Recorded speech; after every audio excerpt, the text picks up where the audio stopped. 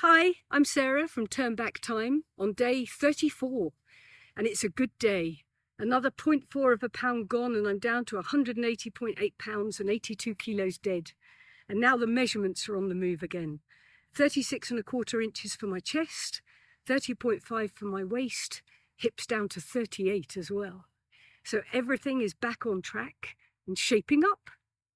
A couple of times in this podcast, I've mentioned one particular product which is particularly useful to the body and should be incorporated into your diet from now on. And this time it's turmeric, or curcumin. Curcumin is the root of the turmeric plant, and it's an antioxidant, anti-inflammatory, immune boosting, and anti-cancer. It helps the digestive system and it increases brain function. You can even rub it on your skin to unclog pores. It's a polyphenol, and turmeric may even reduce the fat deposits in the body if stirred into a glass of warm water and drunk every morning. It boosts your metabolism. In one study, participants who took curcumin saw a significant decrease in body weight, body fat, waist size, and hip circumference. It reduces hair fall by stimulating the scalp. Turmeric has certain uses which mean you have to be a little bit careful when you're using it alongside prescription drugs.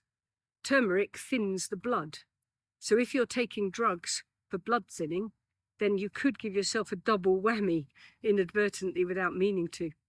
Although, why don't they just use turmeric in the first place? One has to ask, doesn't one? The drugs to watch out for are things like heparin, warfarin, aspirin, and even ibuprofen. Turmeric naturally lowers blood sugar levels, so diabetics taking their drugs and using turmeric may experience hypoglycemia. Turmeric balances stomach acid, and therefore it does the same job as Zantac, Pepcid, Prilosec, etc. I'm just going to say it like that now. For so many prescription drugs, turmeric does the same job. If you use turmeric and antacids, it may ramp up your stomach acid. It reminds me of a book I saw advertised called Don't Eat This If You're Taking That. And I remember immediately thinking, why not the other way round? Why not stop taking that, just eat this? Our world truly is the wrong way around sometimes. The average American male now, over 65, is taking 6 to 8 prescription drugs. Many drugs react against each other and can also depress the antioxidants in our body, which we so need.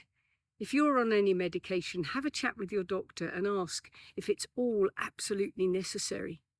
For instance, in that Don't Eat This If You're Taking That book, it says that the drug warfarin reacts badly with leafy greens.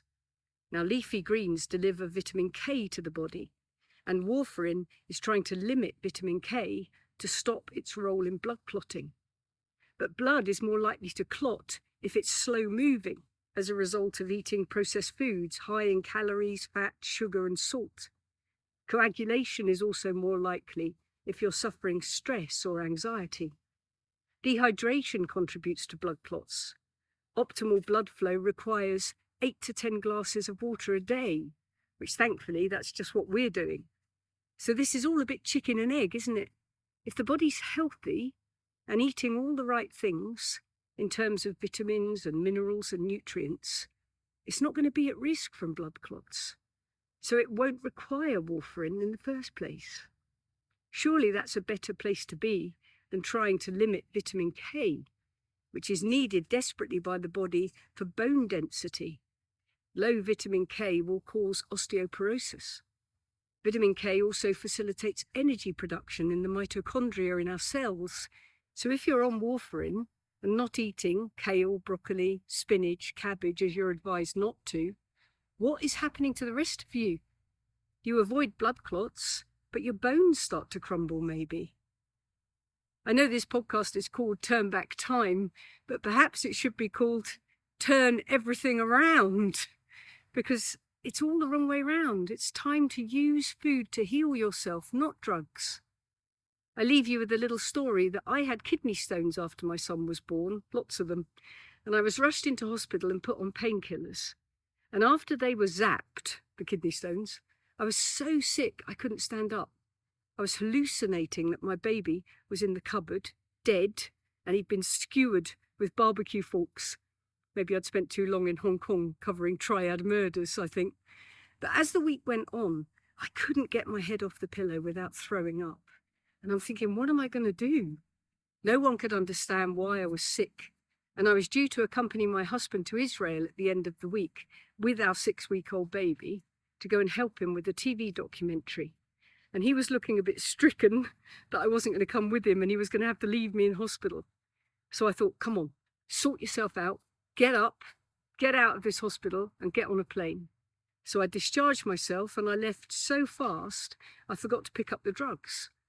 Oh, well, I thought, I'd come back and pick them up before the plane the next day. They'd be fine.